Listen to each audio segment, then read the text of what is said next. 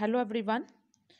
Today we are going to discuss about second part of master cadre exam, that is geology. So 50 question है गया. Let's discuss all these questions. ਸਭ ਤੋਂ ਪਹਿਲਾ question ਜੋ ਹੈ scientific and commercial method of B keeping.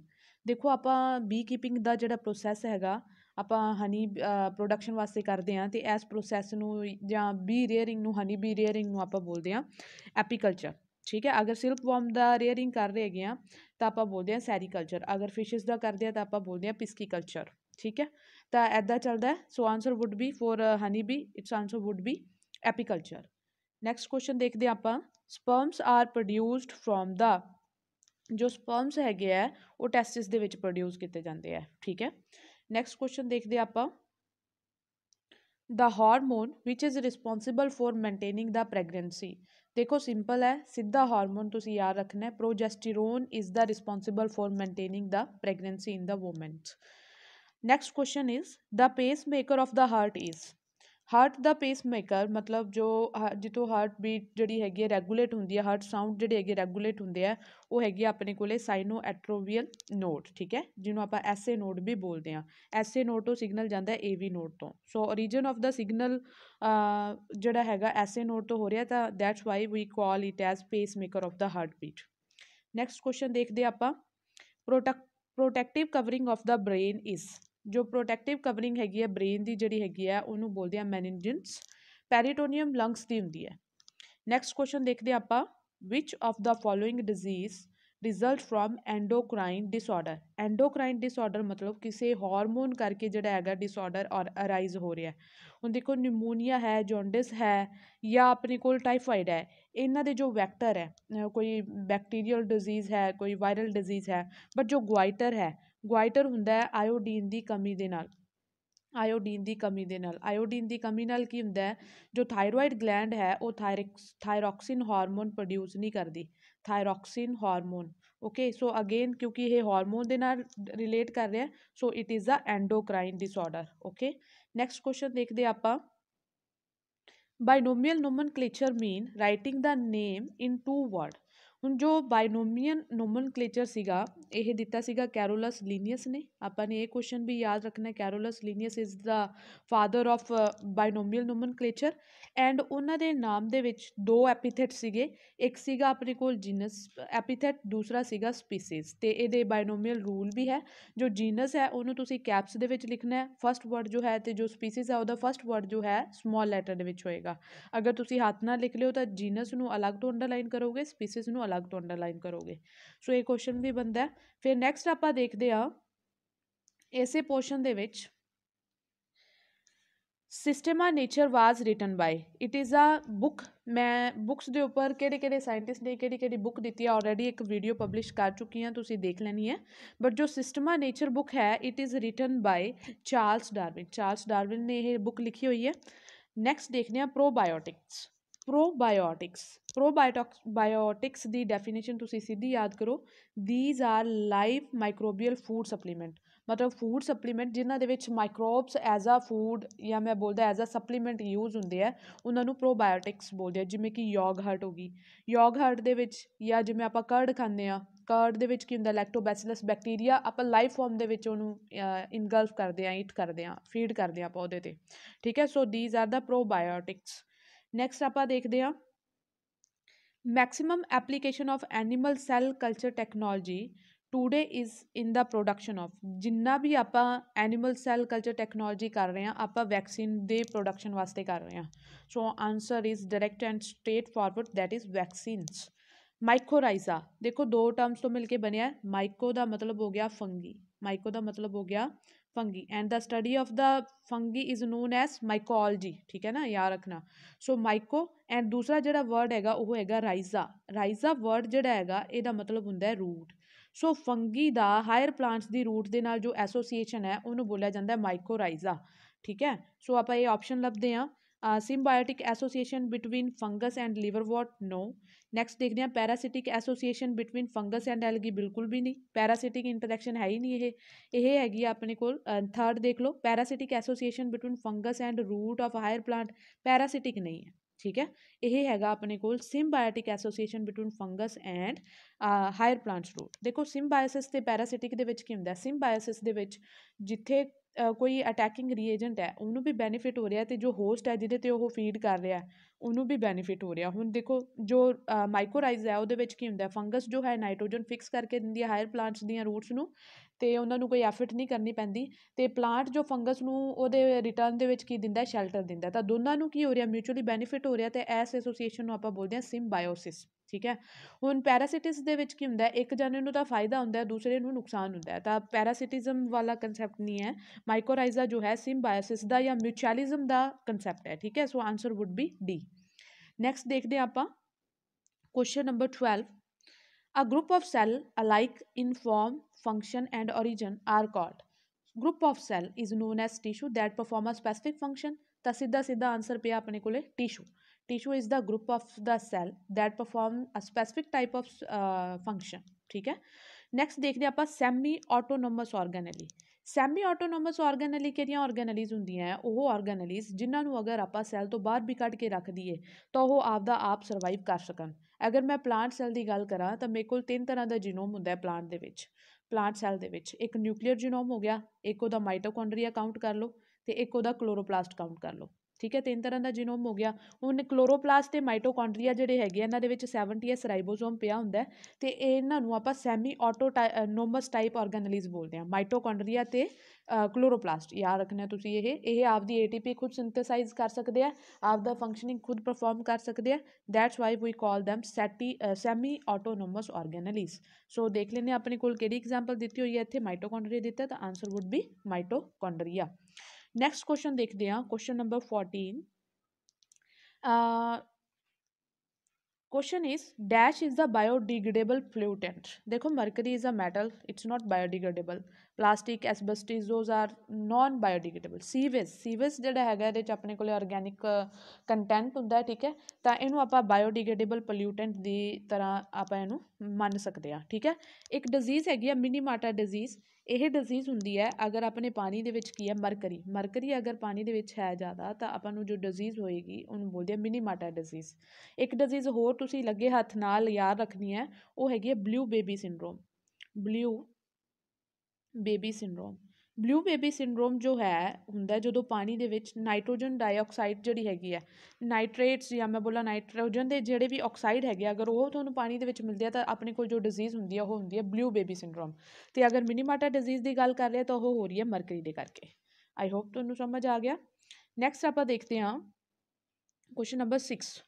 Which pair of the geographical area show maximum diversity in our country.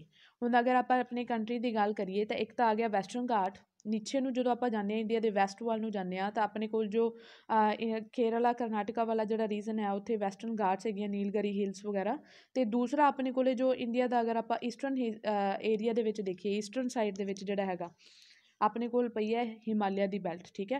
So Himalaya the belt ਜਿਹੜੀ ਹੈਗੀ ਆ ਉਹ ਦੂਸਰਾ ਮੈਂ ਇਹ ਕਹਿ ਸਕਦੀ ਹਾਂ ਵੀ ਮੈਕਸਿਮਮ ਡਾਇਵਰਸਿਟੀ ਵਾਲਾ area. So answer would be eastern Himalaya and western Ghats. Next ਦੇਖਦੇ ਹਾਂ first national park establish in India was. ਸਭ ਤੋਂ ਪਹਿਲਾ ਜਿਹੜਾ ਨੈਸ਼ਨਲ ਪਾਰਕ ਹੈਗਾ ਜੋ ਕਿ ਆਪਾਂ ਇਹਨੂੰ ਇਨ ਸਿਟੂ ਕੰਜ਼ਰਵੇਸ਼ਨ ਦਾ ਪਾਰਟ ਮੰਨਦੇ ਹਾਂ ਉਹ ਸੀਗਾ Corbett national park is the first established national park. Okay. Next ਦੇਖਦੇ ਆਪਾਂ evolutionary force operate at the level of। ਜੋ evolutionary force ਹੈ ਨਾ ਇੰਡੀਵਿਜੂਅਲ ਲੈਵਲ ਤੇ ਆਪਰੇਟ ਕਰਨਾ ਸ਼ੁਰੂ ਕਰਦਾ, ਫਿਰ ਇੰਡੀਵਿਜੂਅਲ ਤੋਂ ਇਹ ਪੋਪੂਲੇਸ਼ਨ 'ਚ ਜਾਂਦਾ, ਪੋਪੂਲੇਸ਼ਨ ਤੋਂ ਇਹ ਕਮਿਊਨਿਟੀ ਦੇ ਵਿੱਚ ਜਾਂਦਾ, ਕਮਿਊਨਿਟੀ ਤੋਂ ਅੱਗੇ ਜਾ ਕੇ ਇਹ ਆਪਦਾ ਇਕੋਸਿਸਟਮ ਆਪਦੇ ਬਾਇਓਮ ਦੇ ਵਿੱਚ ਜਿਹੜਾ ਹੈਗਾ ਇਹ ਐਂਟਰ ਕਰਦਾ। ਸੋ ਬੇਸਿਕ ਯੂਨਿਟ ਐਵੋਲਿਊਸ਼ਨਰੀ ਫੋਰਸ ਦਾ ਜੋ ਹੈ ਜੋ ਐਕਟ ਕਰਦਾ ਉਹ ਇੰਡੀਵਿਜੂਅਲ ਲੈਵਲ 'ਤੇ ਹੁੰਦਾ। ਨੈਕਸਟ ਕੁਐਸਚਨ ਦੇਖਦੇ ਹਾਂ ਆਪਾਂ ਕੁਐਸਚਨ ਨੰਬਰ 9। MAB ਜੋ ਹੈ ਆਪਣੇ ਕੋਲ it stand for man and biosphere. ਦੇਖੋ ਓਜ਼ੋਨ ਜਿਹੜੀ ਹੈ ਡਿਪਲੇਟ ਹੋਣੀ ਸ਼ੁਰੂ ਹੋ ਗਈ ਸੀ ਤਾਂ ਓਜ਼ੋਨ ਨੂੰ ਮੱਦੇਨਜ਼ਰ ਰੱਖਦਿਆਂ ਆਪਣੇ ਕੋਲ ਮੈਨ ਅਤੇ ਬਾਇਓਸਫੀਅਰ ਦੀਆਂ ਜਿਹੜੀਆਂ ਹੈਗੀਆਂ ਇੰਟਰੈਕਸ਼ਨਸ ਐਗਜ਼ਿਸਟੈਂਸ ਦੇ ਵਿੱਚ ਆਈਆਂ ਸੀਗੀਆਂ ਤਾਂ ਉੱਥੋਂ ਇਹ ਟਰਮ ਬਣੀ ਹੈ MAB man and biosphere. Next ਦੇਖਦੇ ਹਾਂ ਇਨ ਪੋਲਿਟਰੀ ਕੋਕੋਡੀਓਸਿਸ ਇਜ਼ ਕਾਜ਼ਡ ਬਾਈ ਪ੍ਰੋਟੋਜੋਨਸ। ਸਿੱਧਾ ਯਾਦ ਰੱਖੋ ਕੋਕੋਡੀਅਸ ਜਿਹੜੀ ਹੈਗੀ ਆ ਪ੍ਰੋਟੋਜੋਨ ਡਿਜ਼ੀਜ਼ ਹੈ, ਪ੍ਰੋਟੋਜ਼ੋਨ ਏਜੰਟ ਡਿਜ਼ੀਜ਼ ਹੈ। ਨੈਕਸਟ ਕੁਐਸਚਨ ਦੇਖਦੇ ਆਪਾਂ question number 21। Severe acute respiratory syndrome is caused by. ਜੋ ਸਵੀਅਰ ਐਕਿਊਟ ਰੈਸਪੀਰੇਟਰੀ ਸਿੰਡਰੋਮ ਹੈ ਨਾ, ਉਹ ਆਪਾਂ ਅੱਜ ਦੇ ਟਾਈਮ ਆਪਾਂ ਇਸ ਵਾਇਰਸ ਨੂੰ ਆਪਾਂ ਫੇਸ ਕਰ ਰਹੇ ਹਾਂ, ਦੈਟ ਇਜ਼ ਕਰੋਨਾ ਵਾਇਰਸ। ਇੱਥੇ ਕਰੋਨਾ ਵਾਇਰਸ ਹੈ ਬੱਚਿਓ। ਨੈਕਸਟ ਦੇਖਦੇ ਹਾਂ, the desire variety of economically use crop are raised by. Desire variety ਜਦੋਂ ਆ ਗਿਆ ਇਹ ਕੰਸੈਪਟ ਡਿਜ਼ਾਇਰ ਵੈਰਾਈਟੀ, ਤਾਂ ਡਿਜ਼ਾਇਰ ਵੈਰਾਈਟੀ ਜਿਹੜੀ ਹੈਗੀ ਆ ਆਪਾਂ ਨੂੰ ਮਿਲਦੀ ਹੈ ਹਾਈਬ੍ਰਿਡਾਈਜੇਸ਼ਨ ਦੇ ਨਾਲ। ਹਾਈਬ੍ਰਿਡਾਈਜੇਸ਼ਨ ਦੇ ਵਿੱਚ ਕੀ ਹੁੰਦਾ, ਆਪਾਂ ਦੋ ਪਲਾਂਟਸ ਹੁੰਦੇ ਆ, ਕੋਈ ਵੀ ਦੋ ਪਲਾਂਟ ਲੈ ਲੈਂਦੇ ਹਾਂ ਆਪਦੇ ਇੰਟਰਸਟ ਆਫ ਕਰੈਕਟਰ ਦੇ, ਆਪਾਂ ਉਹਨਾਂ ਨੂੰ ਜਿਹੜਾ ਹੈਗਾ ਪੋਲੀਨੇਸ਼ਨ ਕਰਵਾਉਂਦੇ ਹਾਂ, ਉਹਨਾਂ ਦੀ ਮਾਸਕੂਲੇਸ਼ਨ ਕਰਕੇ ਬੈਗਿੰਗ ਕਰਦੇ ਹਾਂ, ਟੈਗਿੰਗ ਕਰਦੇ ਹਾਂ, ਅਤੇ ਫਿਰ ਉਹਨਾਂ ਤੋਂ ਹਾਈਬ੍ਰਿਡ ਰੇਜ਼ ਕਰਦੇ ਹਾਂ, ਤਾਂ ਆਪਣੇ ਕੋਲ ਡਿਜ਼ਾਇਰ ਵੈਰਾਈਟੀ ਦੇ ਪਲਾਂਟ ਆ ਰਹੇ ਆ by this process, that is hybridization. Next is question number 23, polyploidy. Polyploidy ਦਾ ਕੀ ਮਤਲਬ ਹੁੰਦਾ ਹੈ, ਕੋਈ ਇੱਕ ਤਰ੍ਹਾਂ ਦਾ ਜੀਨੋਮ ਆਪਦੇ ਆਪ ਨੂੰ ਰਿਪੀਟ ਕਰ ਲਏ, ਠੀਕ ਹੈ। ਪੋਲੀਪਲੋਇਡੀ ਦੋ ਤਰ੍ਹਾਂ ਦੀ ਮਿਲਦੀ ਹੈ ਆਪਣੇ ਕੋਲ, ਇੱਕ ਹੁੰਦੀ ਹੈ ਪੋਲੀਪਲੋਇਡੀ, ਇੱਕ ਹੁੰਦੀ ਹੈ ਆਟੋ ਐਲੋਪਲੋਇਡੀ, ਠੀਕ ਹੈ ਜੀ। ਐਲੋ ਪੋਲੀਪਲੋਇਡੀ ਦੇ ਵਿੱਚ ਕੀ ਹੁੰਦਾ, ਸੇਮ ਹੀ ਤਰ੍ਹਾਂ ਦਾ ਜੀਨੋਮ ਆਪਦੇ ਆਪ ਨੂੰ ਰਿਪੀਟ ਕਰਨਾ ਸ਼ੁਰੂ ਕਰਦੇ, ਉਹ ਹੋ ਗਈ ਮੇਰੇ ਕੋਲ ਐਲੋ ਪੋਲੀਪਲੋਇਡੀ। ਅਤੇ ਆਟੋ ਐਲੋਪਲੋਇਡੀ ਦੇ ਵਿੱਚ ਕੀ ਹੋਏਗਾ, ਮੇਰੇ ਕੋਲ ਦੋ ਤਰ੍ਹਾਂ ਦੇ ਜੀਨੋਮ ਜਿਹੜੇ ਹੈਗੇ ਆ ਆਪਦੇ ਆਪ ਨੂੰ ਰਿਪੀਟ ਕਰਨਾ ਸ਼ੁਰੂ ਕਰ ਦੇਣ। ਹੁਣ ਇਹ ਆਪਦੇ ਆਪ ਨੂੰ ਡੁਪਲੀਕੇਸ਼ਨ ਕਿਉਂ ਕਰਦੇ ਆ, ਇੱਥੇ ਹੁੰਦਾ ਡਿਊ ਟੂ ਨੋਨ ਡਿਸਟਿੰਕਸ਼ਨ, ਜਾਂ ਮੈਂ ਕਹਿ ਦਿਆਂ ਵੀ ਮੈਂ ਕੋਈ ਜਿਹੜਾ ਪੋਲੀਪਲੋਇਡੀ ਇੰਡਿਊਸਿੰਗ ਕਰੈਕਟਰ ਵਿੱਚ ਇਹਦੇ ਪਾ ਰਹੀ ਹਾਂ, ਤਾਂ ਜੋ ਪੋਲੀਪਲੋਇਡੀ ਇੰਡਿਊਸਿੰਗ ਏਜੰਟ ਜੋ ਹੋ ਸਕਦਾ ਹੈ, ਉਹਦੀ ਸਭ ਤੋਂ ਬੈਸਟ ਐਗਜ਼ਾਮਪਲ ਹੈਗੀ ਹੈ ਜੀ ਕੋਲਸੀਚੀਨ। ਕੋਲਸੀਚੀਨ ਇੰਡਿਊਸ ਪੋਲੀਪਲੋਇਡੀ ਇਨ ਦਾ ਪਲਾਂਟਸ। ਟ੍ਰਿਟੀਕੇਲ ਬਣੇ ਹੈ ਕੋਲਸੀਚੀਨ ਨਾਲ ਬਣੇ ਹੈ, ਬ੍ਰਾਸਿਕਾ ਰੈਪਸ ਬਣਿਆ ਕੋਲਸੀਚੀਨ ਨਾਲ ਬਣਿਆ, ਇਹ ਤੁਸੀਂ ਯਾਦ ਰੱਖਣਾ। Next is African sleeping sickness is caused by। sleeping sickness stand for Trypanosoma brucei, ठीक है। sleeping sickness कर रहा है Trypanosoma brucei। काला आजार या मैं बोला डमडम फीवर लेशमानिया। एस्कैरिस एस्कैरियसिस करता है एंड बैलेंटीडियम कोलाई जो है डायसेंट्री करता है। डायसेंट्री मीन डायरिया टाइप जी डिजीज है या जी इंटेस्टाइनल इन्फेक्शन है वो ये वाले करते हैं। So answer is of sleeping sickness Trypanosoma brucei। Next देखते हैं आप question number 25। Plague is caused by, देखो सीधा याद रखोगे Yersinia pestis is plague causing agent, ठीक है। Crossing over during meiosis is, देखो अपने को मियोसिस जी है दो पार्ट के होंगी है, मियोसिस 1 एंड मियोसिस 2। मियोसिस 1 जी है रिडक्शन डिवीजन कहने हैं, मियोसिस 2 माइटोटिक टाइप होंगी है। मियोसिस 1 की होंगे लता जरा पानी दे दो। ਹੁਣ ਜੋ ਆਪਣੀ ਕ੍ਰੋਸਿੰਗ ਓਵਰ ਹੈਗੀ ਆ ਉਹ ਜੋ ਪੀ ਸਟੈਂਡ ਫੋਰ ਕਾਈਟਿਨ, ਕਾਈਟਿਨ ਸਟੇਜ ਦੇ ਵਿੱਚ ਹੁੰਦੀ ਆ ਆਪਣੇ ਕੋਲ ਕ੍ਰੋਸਿੰਗ ਓਵਰ, ਠੀਕ ਹੈ। ਐਂਡ ਜੋ ਆਪਣੇ ਕੋਲ ਡਿਪਲੋਟੀਨ ਹੈ, ਇੱਥੇ ਜੋ ਸਾਈਨੈਪਸ ਹੈਗੀ ਹੈ ਉਹ ਬ੍ਰੇਕ ਹੋਣੀ ਸ਼ੁਰੂ ਹੁੰਦੀ ਹੈ। ਅਤੇ ਡਾਇਆਕੈਂਸਸ ਦੇ ਵਿੱਚ ਕੀ ਹੁੰਦਾ, ਜਿਹੜੇ ਹਾਈਬ੍ਰਿਡਾਈਜ਼ਡ ਆਪਣੇ ਕੋਲ ਬਣੇ ਆ ਉਹ ਦੂਰ ਜਿਹੜੇ ਹੈਗੇ ਆ ਮੂਵ ਕਰਨਾ ਸ਼ੁਰੂ ਕਰ ਦਿੰਦੇ ਆ, ਦੋਨੋਂ ਕ੍ਰੋਮੋਜ਼ੋਮ ਹਾਈਬ੍ਰਿਡ ਕ੍ਰੋਮੋਜ਼ੋਮ ਇੱਕ ਦੂਸਰੇ ਤੋਂ ਦੂਰ ਮੂਵ ਕਰਨਾ ਸ਼ੁਰੂ ਕਰ ਦਿੰਦੇ ਆ। ਨੈਕਸਟ ਦੇਖਦੇ ਹਾਂ ਆਪਾਂ, so answer would be chitin. Crossing over ਕਿੱਥੇ ਹੁੰਦੀ ਹੈ, ਕਾਈਟਿਨ ਦੇ ਵਿੱਚ, ਓਕੇ। ਨੈਕਸਟ ਦੇਖਦੇ ਹਾਂ ਆਪਾਂ ਕੁਐਸਚਨ ਨੰਬਰ 27, ਕੈਰੀਓਲੋਜੀ। ਜਿੱਥੇ ਕਿਤੇ ਤੁਸੀਂ ਇਹ ਵਰਡ ਸੁਣੋਗੇ ਨਾ karyo, karyo stand for nucleus, karyo stand for nucleus. ਅਤੇ ਲੌਜੀ ਦਾ ਕੀ ਮਤਲਬ ਹੁੰਦਾ ਹੈ, ਸਟੱਡੀ। ਤਾਂ ਕੈਰੀਓਲੋਜੀ ਕੀ ਹੋ ਗਿਆ, ਨਿਊਕਲੀਅਸ ਦੀ ਸਟੱਡੀ, ਤਾਂ ਨਿਊਕਲੀਅਸ ਦੀ study, answer is C. Next question is the word who proposed cell theory. Cell theory propose ਕੀਤੀ ਸੀ ਦੋ ਸਾਇੰਟਿਸਟ ਨੇ, ਇੱਕ ਸੀਗਾ ਬੋਟੈਨਿਸਟ, ਇੱਕ ਸੀਗਾ ਜੂਲੌਜਿਸਟ, ठीक है। ਬੋਟੈਨਿਸਟ ਜੋ ਸੀਗੇ ਉਹ ਸੀਗੇ ਸ਼ਿਲਡਨ, ਠੀਕ ਹੈ। ਪੂਰਾ ਨਾਮ ਮੈਨੂੰ ਯਾਦ ਨਹੀਂ ਹੈ ਬਟ ਆਈ ਰਿਮੈਂਬਰ ਸ਼ਿਲਡਨ। ਐਂਡ ਜੂਲੌਜਿਸਟ ਜੋ ਸੀਗੇ ਉਹ ਸੀਗੇ ਸ਼ਵਾਨ। ਜਿਵੇਂ ਆਪਣੇ ਕੋਲ ਪੰਜਾਬੀ ਦੇ ਵਿੱਚ ਆਪਾਂ ਕਹਿੰਦੇ ਨਾ ਬੱਤਖ ਸ਼ਵਾਨ, ਇਟਸ ਐਨੀਮਲ, ਤਾਂ ਜੂਲੌਜਿਸਟ ਜੋ ਸੀਗੇ ਉਹ ਸ਼ਵਾਨ ਸੀਗੇ ਅਤੇ ਜੋ ਬੋਟੈਨਿਸਟ ਸੀਗੇ ਉਹ ਸ਼ਿਲਡਨ ਸੀਗੇ। ਇਹਨਾਂ ਦੋਨਾਂ ਨੇ ਜੋ ਬੋਟੈਨਿਸਟ ਸ਼ਿਲਡਨ ਸੀ ਇਹਨਾਂ ਨੇ ਪਲਾਂਟ ਸੈੱਲ ਦੇ ਬਾਰੇ ਸਟੱਡੀ ਕੀਤਾ ਸੀ, ਅਤੇ ਜੋ ਸ਼ਵਾਨ ਸੀਗੇ ਉਹਨਾਂ ਨੇ ਐਨੀਮਲ ਸਟੱਡੀ ਦੇ ਬਾਰੇ ਸਟੱਡੀ ਕੀਤਾ ਸੀ। ਅਤੇ ਫਿਰ ਇਹਨਾਂ ਦੋਨਾਂ ਨੇ ਇੱਕ ਮਿਲ ਕੇ ਥਿਊਰੀ ਦਿੱਤੀ ਸੀ, ਦੈਟ ਇਜ਼ ਸੈੱਲ ਥਿਊਰੀ। ਅਤੇ ਉਹਨਾਂ ਨੇ ਇਸ ਦੇ ਵਿੱਚ ਦੱਸਿਆ ਸੀਗਾ ਸੈੱਲ ਥਿਊਰੀ ਦੇ ਵਿੱਚ ਵੀ ਜੋ ਸੈੱਲ ਹੈ ਉਹ ਸਟਰਕਚਰਲ ਅਤੇ ਫੰਕਸ਼ਨਲ ਯੂਨਿਟ ਹੈਗਾ ਹਰੇਕ ਲਿਵਿੰਗ ਬੀਇੰਗ ਦਾ, ਚਾਹੇ ਉਹ ਐਨੀਮਲ ਹੈ ਚਾਹੇ ਉਹ ਪਲਾਂਟ ਹੈ। ਅਤੇ ਹਰੇਕ ਇੰਡੀਵਿਜੂਅਲ ਦੀ ਜੋ ਐਕਟੀਵਿਟੀ ਹੈ ਉਹ ਇੰਡੀਵਿਜੂਅਲ ਸੈੱਲ ਦਾ ਜੋ ਹੈ ਐਸੋਸੀਏਸ਼ਨ ਜਾਂ ਮੈਂ ਬੋਲਾਂ ਐਗਰੀਗੇਸ਼ਨ ਹੁੰਦਾ ਹੈ, ਠੀਕ ਹੈ। ਸੋ ਇਹ ਸੀਗਾ ਆਪਣੇ ਕੋਲ ਸੈੱਲ ਥਿਊਰੀ ਦਾ। ਫਿਰ ਉਸ ਤੋਂ ਬਾਅਦ ਨੈਕਸਟ ਕੁਐਸਚਨ ਜਿਹੜਾ ਹੈਗਾ ਆਪਣੇ ਕੋਲ ਦੇਖਦੇ ਹਾਂ ਆਪਾਂ question number 29, memory gland. Memory gland ਬਚਪਨ ਤੋਂ ਪੜ੍ਹਦੇ ਆ ਰਹੇ ਹਾਂ ਬੱਚਿਓ ਵੀ ਸਵੈਟ ਗਲੈਂਡਸ ਜਿਹੜੀਆਂ ਹੈਗੀਆਂ ਇਹ ਮੋਡੀਫਾਈ ਹੋ ਜਾਂਦੀਆਂ ਅਤੇ ਜਿਹੜੀਆਂ ਹੈਗੀਆਂ ਮੈਮਰੀ ਗਲੈਂਡ ਦੇ ਵਿੱਚ ਡਿਵੈਲਪ ਹੋ ਜਾਂਦੀਆਂ। Loss of reproductive capacity in woman beyond ਆ ਪਰਟੀਕੂਲਰ ਏਜ ਹੁੰਦੀ ਹੈ 50 ਈਅਰ। ਆਫਟਰ 50 ਈਅਰ ਆ woman loss her capacity to reproduce and that period is known as menopause, and after 13 year a woman gain a capacity to reproduce and that initial period is known as ਮਿਨਾਰਕ, ਠੀਕ ਹੈ। ਜੋ initial ਜਿਹੜਾ period ਹੁੰਦਾ ਉਹਨੂੰ ਮਿਨਾਕ ਬੋਲਦੇ ਆ, ਠੀਕ ਹੈ। ਮਿਨਾਕ ਐਂਡ ਮਿਨੋਪਾਸ, ਜਦੋਂ ਸਟਾਰਟ ਹੋਇਆ ਮਿਨਾਕ ਤੇ ਜਦੋਂ ਖਤਮ ਹੋਇਆ ਤਾਂ ਮਿਨੋਪਾਸ।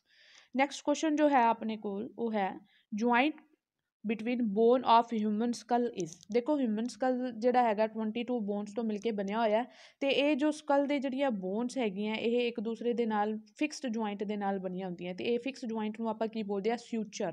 ਇਹਨਾਂ ਫਿਕਸ ਜੁਆਇੰਟਸ ਨੂੰ ਆਪਾਂ ਕੀ ਬੋਲਦੇ ਆ, ਸਿਊਚਰਸ। ਤੇ ਜੋ ਸਿਊਚਰ ਹੈ ਇਹਨਾਂ ਦੇ ਵਿੱਚ ਆਪਣੇ ਕੋਲ ਇੱਕ ਤਰ੍ਹਾਂ ਦਾ ਹੀ ਬੌਂਡ ਮਿਲਦਾ ਹੈ, that is fibrous joint. Fibrous joint ਹੀ ਹੈ ਜੋ ਸਿਊਚਰਸ ਨੂੰ ਕੀ ਕਰਦੇ ਆ, ਇੱਕ ਦੂਸਰੇ ਦੇ ਨਾਲ ਐਸੋਸੀਏਟ ਰੱਖਦੇ ਆ, ਤੇ ਜਿਹੜੀਆਂ ਸਕਲ ਦੀਆਂ ਬੋਨਸ ਹੈ ਉਹਨਾਂ ਨੂੰ ਫਿਕਸ ਫਾਰਮ ਦੇ ਵਿੱਚ ਰੱਖਦੇ ਆ।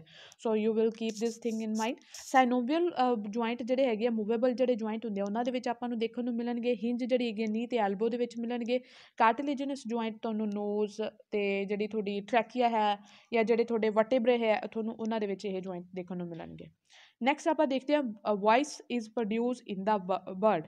ਅਗਰ ਆਪਾਂ ਹਿਊਮਨ ਬੀਇੰਗ ਦੀ ਗੱਲ ਕਰੀਏ ਤਾਂ ਆਪਣੇ ਸਾਊਂਡ ਬਾਕਸ ਕੀ ਹੈਗਾ, ਲੇਰਿੰਗਸ। ਹਿਊਮਨ ਬੀਇੰਗਸ ਦੇ ਵਿੱਚ ਜੋ ਸਾਊਂਡ ਹੈ ਉਹ ਕਿੱਥੇ ਪ੍ਰੋਡਿਊਸ ਹੋ ਰਿਹਾ, ਲੇਰਿੰਗਸ ਦੇ ਵਿੱਚ। ਤੇ ਅਗਰ ਮੈਂ ਗੱਲ ਕਰਾਂ ਬਰਡਸ ਦੀ ਤਾਂ ਉਹਨਾਂ ਦੇ ਵਿੱਚ ਕੀ ਪੈਦਾ ਹੈਗਾ, syrinx. Syrinx is voice producing organ in the birds. Next question ਦੇਖ ਲੈਂਦੇ ਹਾਂ ਆਪਾਂ, question number 33। Pneumatic bones are present in the case of. Pneumatic bone ਕਿਹੜੀਆਂ ਹੁੰਦੀਆਂ, ਉਹ ਬੋਨ ਜਿਨ੍ਹਾਂ ਦੇ ਵਿੱਚ ਏਅਰ ਕੈਵਿਟੀ ਹੋਣ, ਬਿਲਕੁਲ ਹਲਕੀਆਂ ਬੋਨਸ ਜਿਨ੍ਹਾਂ ਨੂੰ ਆਪਾਂ ਕਹਿੰਦੇ ਹਾਂ। ਤਾਂ ਓਬਵੀਅਸਲੀ ਇਹ ਕਿਹਦਾ ਅਡੈਪਟਿੰਗ ਫੀਚਰ ਹੈ, ਬਰਡਸ ਦਾ, ਕਿਉਂਕਿ ਉਹਨਾਂ ਦੀਆਂ ਬੋਨਸ ਜਿਹੜੀਆਂ ਹੈਗੀਆਂ ਹਲਕੀਆਂ ਹੁੰਦੀਆਂ, that's why they can fly easily, ਠੀਕ ਹੈ।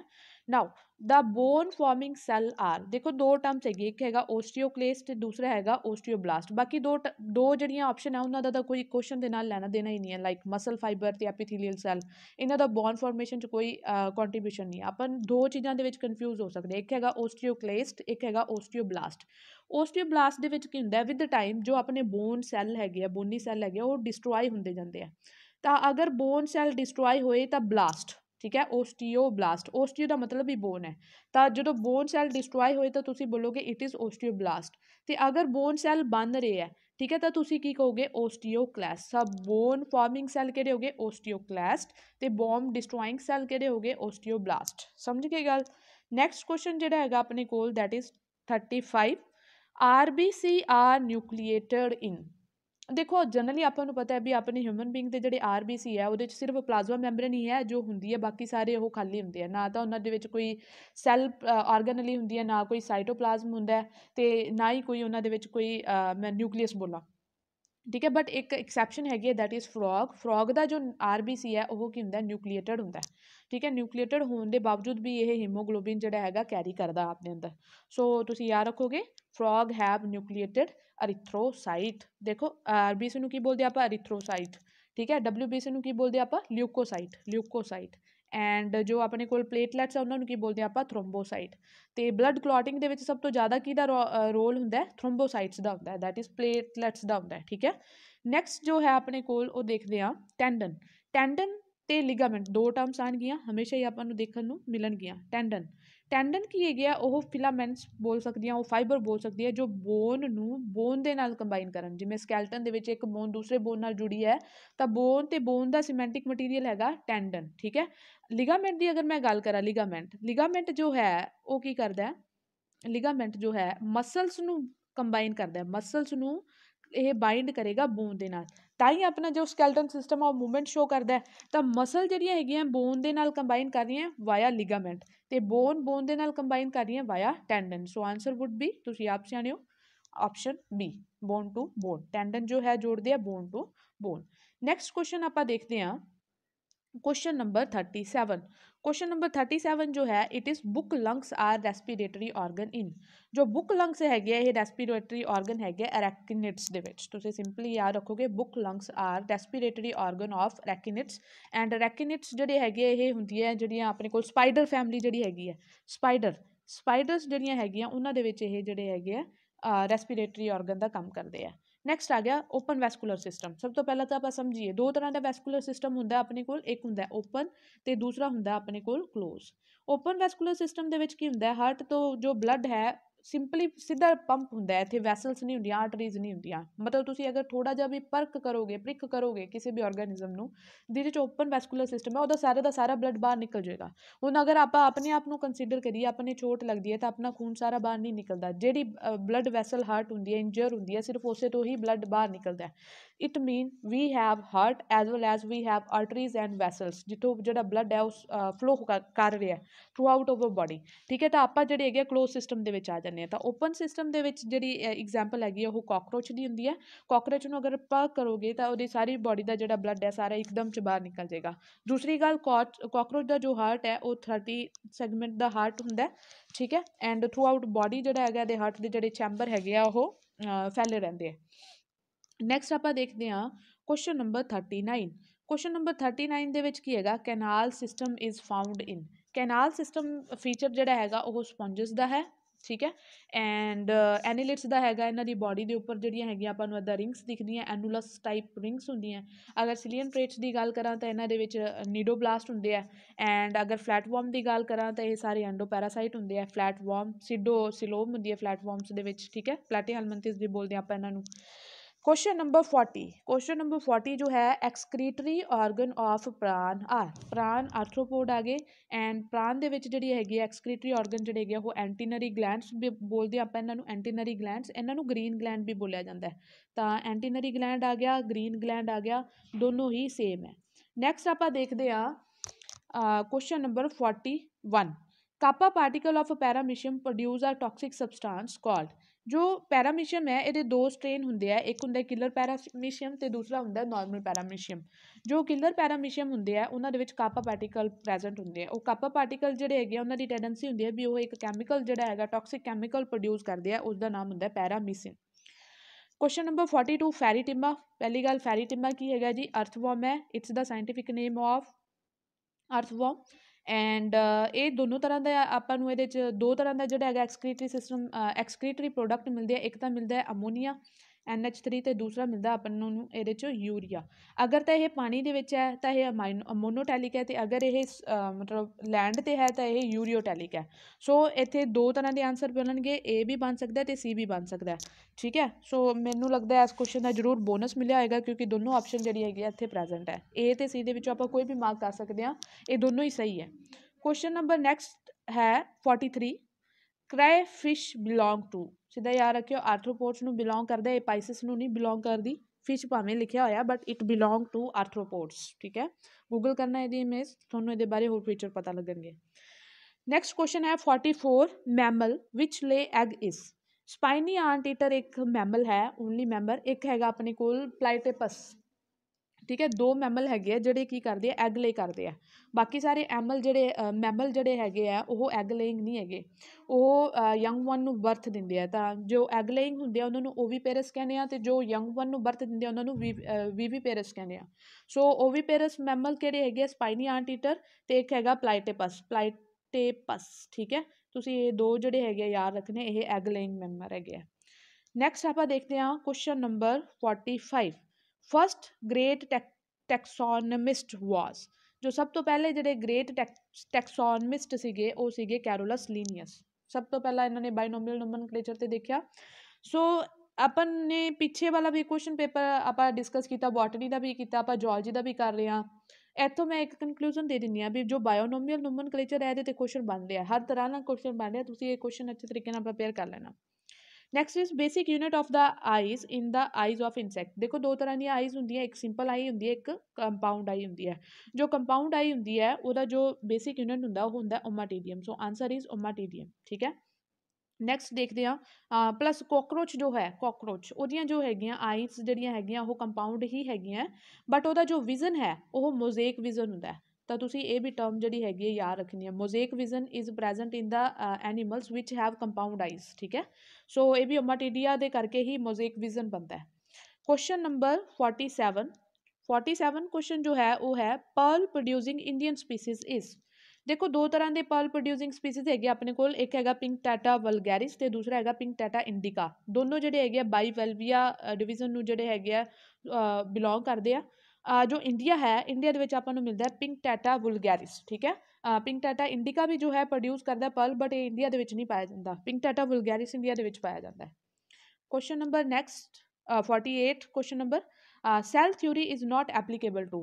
सैल थ्योरी जी हैगी है वायरस तो एप्लीकेबल नहीं है, क्योंकि वायरस जोड़े है बाई मोड शो करते हैं, 2 मोड शो करते हैं, लिविंग का भी तो नॉन लिविंग का भी। इस करके जो सैल थ्योरी है वो वायरस तो एप्लीकेबल नहीं हैगी। नैक्सट आप देखते हैं question number 49, which of the following is an autoimmune disease. Simple याद रखियो तुसी, टाइप 2 डायबिटीज़ मैलिटस जो है ये एक ऑटोइम्यून डिजीज़ है। ऑटोइम्यून डिजीज़ दे विच की हुंदा, अपनी ही बॉडी के सैल्स नूं रैकोगनाइज़ नहीं कर पाउंदी ते अपनी ही एंटीबॉडीज़ अपने ही सैल्स के उपर अटैक करना शुरू कर दिंदियां। इन्हां नूं आपां बोलदे हां autoimmune disease. And type 2 diabetes mellitus जो है एक तरह की ऑटोइम्यून डिजीज़ है। Question number 15 and almost last question, that is the process of weakening a pathogen. आप एक पैथोजन नूं वीक करते हैं, उस प्रोसैस नूं की कहा जाता है, उस प्रोसैस नूं बोलिया जाता है अटैनुएशन। सो ऐसे नाल ही 60 post the master cadre paper का जॉलजी पोर्शन भी मैं डिस्कस करता है। एंड कल नूं पेपर है, सब नूं ऑल द वेरी बेस्ट, सारे अच्छा पेपर करके आना एंड होपफुली सब दा अच्छा होएगा। Thank you for watching this video, see you soon on the next time.